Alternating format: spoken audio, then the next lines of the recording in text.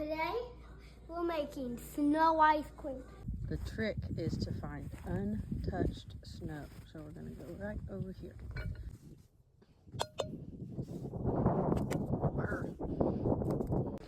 We got the snow and now it's time to make it. First you add the milk. 1/4 cup of milk. 1 tablespoon of sugar. 1 teaspoon of vanilla. Now we add 2 cups of snow.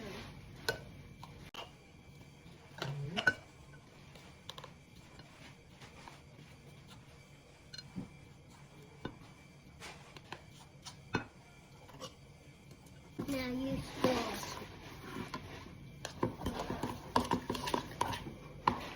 Okay, we got the oil, but we need to smash them up to make yummy ice cream.